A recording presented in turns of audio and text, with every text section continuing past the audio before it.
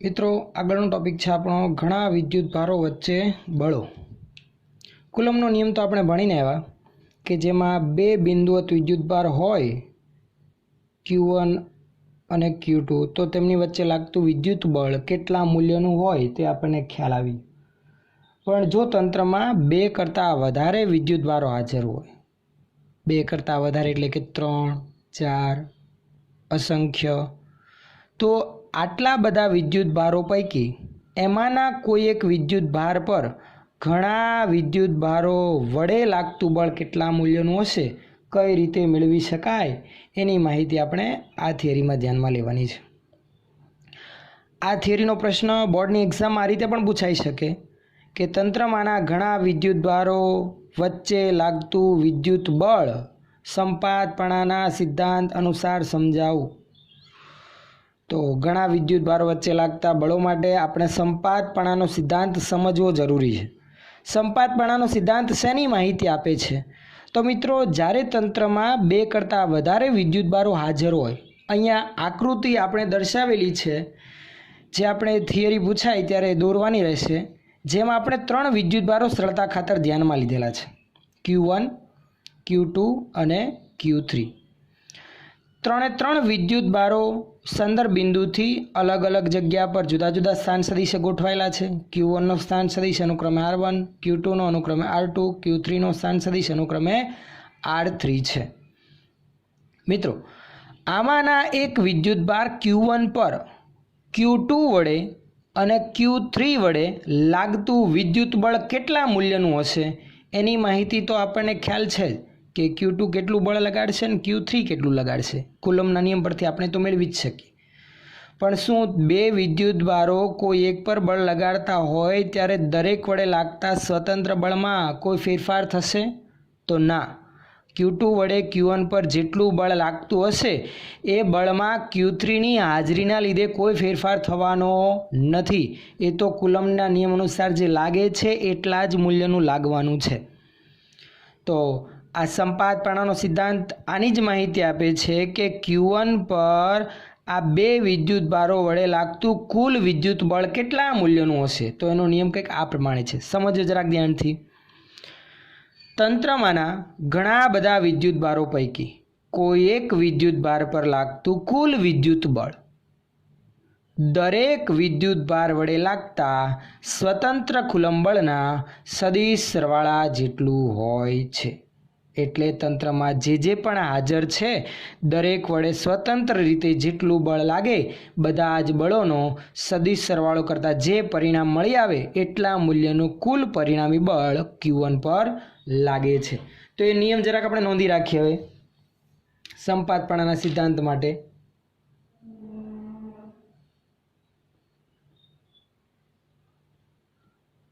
तंत्रमांना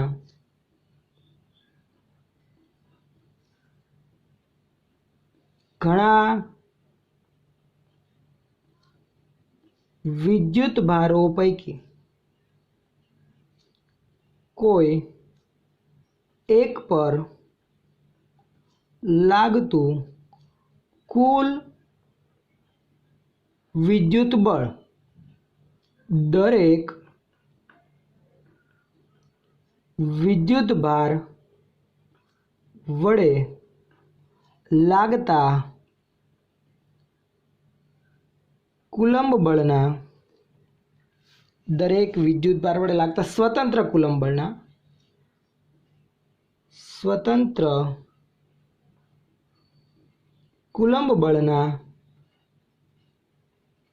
सदिश सरवाळा जेटलुं होय छे। एटले स्वतंत्र रीते एक एक वडे जेटलुं पण बळ लागशे एमना सदिश सरवाळा जेटलुं कुल विद्युत बळ लागे छे। અહીં આપણે એવા Q1 પર Q2 અને Q3 ના લીધે લાગતા વિદ્યુત બળની ગણતરી કરીએ। તો ધારણા કરી રાખીએ જેમ આકૃતિમાં આપણે દર્શાવેલ છે એમ। ધારો કે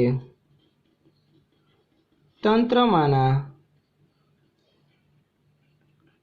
3 વિદ્યુત ભારો કયા કયા ધ્યાનમાં લીધેલા છે આપણે? Q1, Q2 અને Q3 ના સંદર્ભ બિંદુ ઓને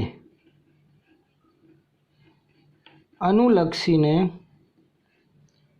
સ્થાન સદિશ ઓને અનુલક્ષીને એક એકના સ્થાન સદિશ અનુક્રમે કયા છે? R1, R2 અને R3 છે. તો સંદર્ભ બિંદુઓથી 1, 2 અને 3 ત્રણે ત્રણ વિદ્યુત ભારના સ્થાન સદિશ આપણે લખી રાખ્યા R1, R2 અને R3 છે. હવે તેમાંના કયા વિદ્યુત ભાર પર લાગતું આપણે કુલ વિદ્યુત બળ મેળવીએ? તો ધારો કે Q1 વિદ્યુત ભાર પર લાગતું કુલ વિદ્યુત બળ મેળવીએ. તો કે Q1 પર કોણ કોણ બળ લગાડશે? Q2 અને Q3. તો નોંધ લખી રાખીએ કે અહીં તંત્રમાંના 3 પૈકી Q1 પર લાગતું કુલ વિદ્યુત બળ મેળવીએ. અહીં તંત્રમાંના 3 વિદ્યુત ભારો પૈકી Q1 પર લાગતું કુલ વિદ્યુત બળ કયા નિયમ અનુસાર? તો કે સંપાતપણાના સિદ્ધાંત અનુસાર કેટલું હશે? તો Q1 પર લાગતા વિદ્યુત બળને મિત્રો આપણે F1 વડે દર્શાવીએ. જો આપણે Q1ના બદલે Q2 પર લાગતું વિદ્યુત બળ મેળવવું હતું તો એ બળને F2 વડે દર્શાવીએ. Q3 પર લાગતું વિદ્યુત બળ બાકીના બેના લીધે જે લાગતું એ મેળવવું હોય તો F3 વડે દર્શાવીએ. અહીં Q1 પર લાગતા વિદ્યુત બળને આપણે દર્શાવી રાખીએ F1. ચાલો Q1 પર કોણ કોણ વિદ્યુત બળ લગાડશે? તો કે Q2 અને Q3. Q2 વડે Q1 પર લાગતું વિદ્યુત બળ કેટલા મૂલ્યનું અને કઈ દિશામાં? કેમ કે બળ સદિશ રાશિ. ધારો કે બધા જ વિદ્યુત ભારો સજાતીય છે જેથી તેમની વચ્ચે અપાકર્ષણ થશે. તો વિચારો Q1 વિદ્યુત ભાર Q2ના લીધે કઈ બાજુ ધકેલાશે? અપાકર્ષણના લીધે તેનાથી દૂર તરફ. એ જ રીતે Q1 વિદ્યુત ભાર Q3ના લીધે અપાકર્ષણના લીધે તેનાથી દૂર તરફ. તો બંને વડે લાગતા બળની દિશા તો ખ્યાલ આવી ગઈ. હવે એમના મૂલ્યની વાત કરીએ, સમીકરણ સ્વરૂપે લખી. F1 Q1 પર લાગતું વિદ્યુત બળ કોણ કોણ લગાડે છે? Q2 અને Q3. તો સંજ્ઞા તમને ખ્યાલ જ છે. 2 વડે 1 પર લાગતું બળ, પાછળવાળા વડે આગળવાળા પર લાગતું બળ એટલે F12. એ જ રીતે 3 વડે 1 પર લાગતું બળ, પાછળ 3 નંબર 1 પર લગાડે છે તો 1 નંબર આગળ એટલે F13. F12 એ શું છે? 2 વડે 1 પર લાગતું બળ. F13 એ શું છે? 3 વડે 1 પર લાગતું બળ. લખી રાખીએ જ્યાં F12 બરાબર Q2 વિદ્યુત ભાર વડે Q1 પર લાગતું બળ. આ F12નું સમીકરણ આગળ આપણે કુલમના નિયમમાં ભણીને આવ્યા એમાં જ. કુલમ બળ મૂલ્ય સાથે દિશા, કેમ કે એનું સદિશ સ્વરૂપ ધ્યાનમાં લેવાનું છે. બંને વડે લાગતું પરિણામી કુલમ બળ સંપાતપણાના સિદ્ધાંત અનુસાર સ્વતંત્ર કુલમ બળના કેવા સરવાળા બરાબર હોય? સદિશ સરવાળો. એટલે બળોની દિશા સાથે માહિતી ધ્યાનમાં લઈને તેમનું સમેશન કરવાનું છે. F12 સદિશ સ્વરૂપ મૂલ્ય સાથે દિશા. ચાલો મૂલ્ય કે Q1 Q2 પણ R² મુજબ જ કેની જગ્યા પર 1/4πε0.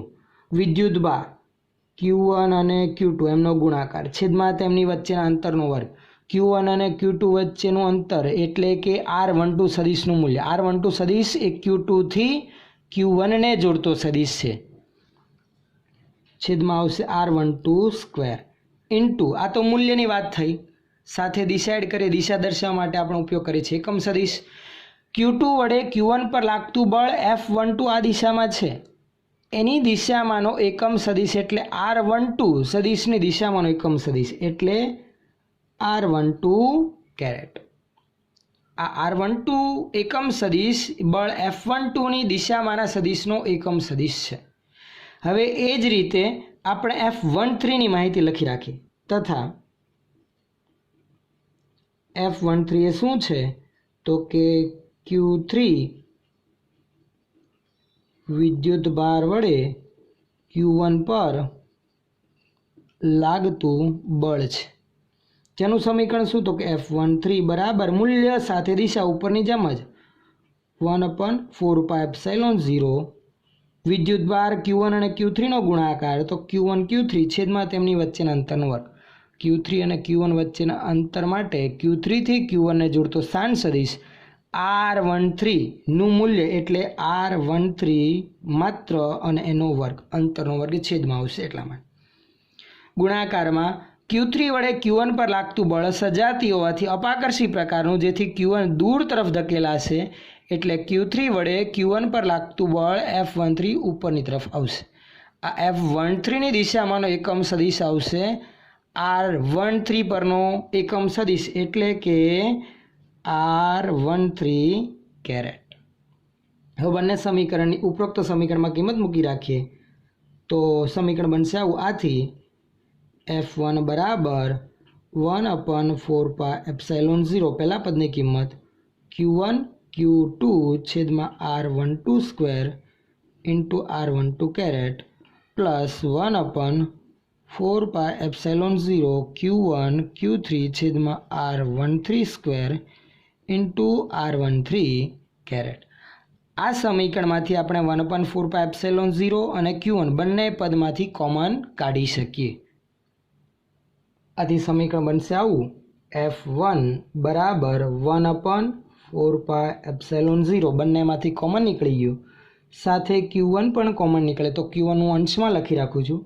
પહેલા પદમાં બાકી રહેલું પદ આવશે મિત્રો Q2 ના છેદમાં R12 square into R12 caret plus Q3 ના છેદમાં R13 square into R13 caret, કેમ કે એની સિવાયનું પદ Q1 અને 1/4πε0 તો સામાન્ય નીકળી ગયેલ છે. તો હવે આ જે બળ મળી આવ્યું એ Q1 પર બાકીના તંત્રમાંના બે વિદ્યુતભારો Q2 અને Q3 વડે લાગતું કુલ પરિણામી કુલંબ બળની માહિતી પૂરી પાડે છે, જે સંપાતપણાના સિદ્ધાંત અનુસાર આપણે મેળવ્યું. આ જ રીતે તમે લોકો F2 અને F3ની ગણતરી સરળતાથી કરી શકો છો. જો આપણે F2 અને F3 મેળવો તેના સમીકરણ બને આ રીતે, તથા ટૂંકમાં લખો તો આમ લખાય F2 બરાબર કોણ કોણ બળ લગાડશે બે પર? 1 વડે તો F21 પ્લસ બીજું 3 વડે તો F23 તેમજ ત્રીજા પર લાગતું વિદ્યુત બળ F3 બરાબર શું બનશે? 1 વડે 3 પર લાગતું બળ તો F31 પ્લસ 2 વડે 3 પર લાગતું બળ તો F32. આમના સમીકરણ ઉપરોક્ત જેમ આપણે બનાવ્યા એમ લખીને આપણે ગણતરી કરી શકીએ. પણ તંત્રમાં મિત્રો 3 નહીં, 4 નહીં, અગણિત એવા બિંદુવત વિદ્યુતભારો હોય, એટલે કે N સુધીના વિદ્યુતભારો હાજર હોય, તો ત્યારે તંત્રમાંના કોઈ એક વિદ્યુતભાર પર લાગતું વિદ્યુત બળ કઈ રીતે મેળવી શકાય? તો આવા એક એક વડે લાગતા બળોનો સદિશ સરવાળો કરવાનો. તો આપણે હવે એવી ધારણા કરી રાખીએ કે તંત્રમાં 2 કે 3 નહીં, N વિદ્યુતભારો હાજર છે. લખી રાખીએ એનું પણ સમીકરણ. ધારો કે તંત્રમાં Q1 Q2 Q3 up to Qn એવા N વિદ્યુત ભારિત કણો હાજર છે. તે પૈકી Q1 પર